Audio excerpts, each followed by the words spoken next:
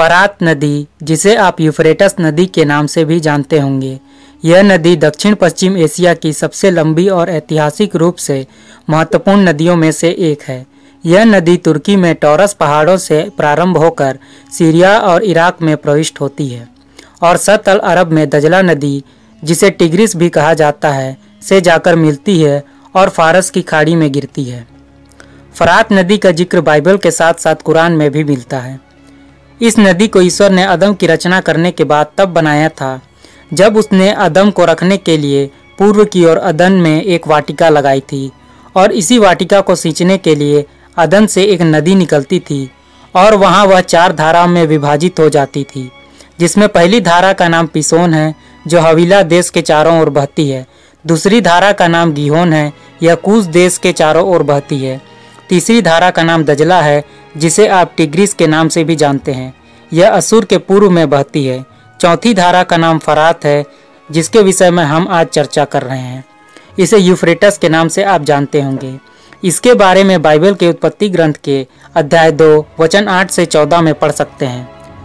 इससे यह पता चलता है कि यह नदी अत्यंत प्राचीन नदियों में से एक है और अत्यंत महत्वपूर्ण है, क्योंकि इस नदी को लेकर बाइबल में अंतिम दिनों के विषय में भविष्यवाणियां दी गई हैं। प्रकाशना ग्रंथ अध्याय 16 वचन 12 में लिखा है, छठे स्वर्गदूत ने महानदी फरात पर अपना प्याला उड़ेला।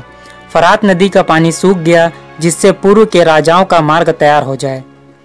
यहाँ साफ साफ बताया गया है कि महानदी फरात सूख जाएगी, जिसके कारण पूर्व के राजाओं की जो सेना है उसके लिए एक मार्ग तैयार हो जाएगा, जिससे पूर्व की जितनी भी सेनाएं हैं वह इस मार्ग से होते हुए इजराइल पर आक्रमण करने के लिए आ पहुंचेंगी और यह अंतिम युद्ध होगा जिसमें पूरी दुनिया की सेनाएं संगठित होकर इजराइल पर हमला करेंगी।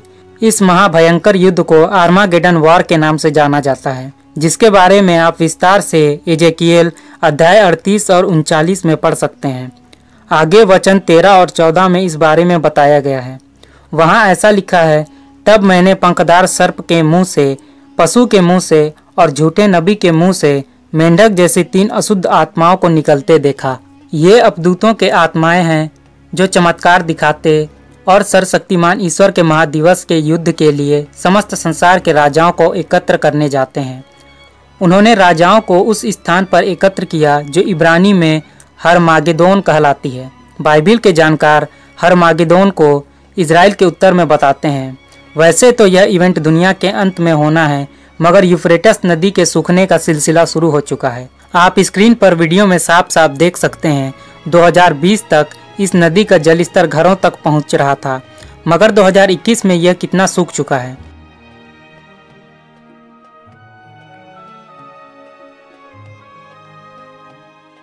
हाल ही में इनके सूखने पर पश्चिमी इराक के अनबर प्रांत के उन्हा नामक स्थान पर कुछ गुफाएं जो आज से पहले कभी नहीं दिखाई दी थी अब दिखाई देने लगी हैं। इन गुफाओं के दिखने के बाद कुछ प्रोफेसी के एक्सपर्ट इसे छठवीं तुरही के बजने की भविष्यवाणी से जोड़कर देख रहे हैं। प्रकाशना ग्रंथ अध्याय 9 वचन 14 में लिखा है, मैंने उसे तुरहीधारी छठे स्वर्गदूत से यह कहते सुना, महानदी फरात के पास बांधे हुए 4 दूतों को खोल दो। जैसा कि वचन में साफ साफ लिखा है कि फरात नदी के पास बांधे हुए 4 दूत खोले जा रहे हैं। इसलिए प्रोफेसी एक्सपर्ट मान रहे हैं कि हो सकता है कि इन्हीं गुफाओं में 4 दूत बांध कर रखे गए हों और पानी दरवाजे की तरह काम करता रहा हो। जैसे ही पानी कम हुआ उनके बंधन खुल गए, लेकिन इन 4 दूतों के खुलने पर संसार में भयंकर घटनाएं ही घटित होने वाली हैं। आगे वचन 15 में लिखा है, उन 4 दूतों के बंधन खोल दिए गए जो उसी घड़ी, दिन, महीने और वर्ष के लिए प्रस्तुत थे जब उन्हें 1/3 मनुष्यों का वध करना था। यहाँ साफ साफ समय बताया गया है कि एक खास समय पर 1/3 मनुष्य मारे जाएंगे। और आगे वचन 16 में भीषण नरसंहार करने वाले लोगों की संख्या के बारे में बताया गया है। वचन 16 में लिखा है, घुड़सवार सैनिकों की संख्या 20 करोड़ थी। मैंने उनकी संख्या की घोषणा सुनी। यहाँ साफ साफ एक बहुत बड़ी सेना के बारे में बताया गया है जिसकी संख्या 20 करोड़ होगी। क्या आज के समय किसी एक देश के पास इतनी बड़ी सेना है? बिल्कुल नहीं। लेकिन अगर पूरी दुनिया की सेनाओं को आपस में मिला दिया जाए तो जो संख्या प्राप्त होगी वह इसी के करीब होगी। इसलिए तो न्यू वर्ल्ड ऑर्डर लाया जा रहा है। एक सरकार, एक इकोनॉमी, एक धर्म, एक सेना और उसका एक शासक एंटी क्राइस्ट, क्योंकि आर्मागेडन वॉर में एक बहुत बड़ी वैश्विक सेना ही इजराइल पर हमला करेगी। तब यहूदियों के अपने पापों पर पछताने और यीशु को अपना मसीहा मानकर पुकारने पर ही वह जैतून पहाड़ी पर आएगा और एंटी क्राइस्ट और उसकी सेना का नाश यीशु के द्वारा किया जाएगा। तो इस प्रकार यूफ्रेटस नदी के सूखने पर बाइबिल की एक और प्रोफेसी को हम पूरा होते हुए देख रहे हैं।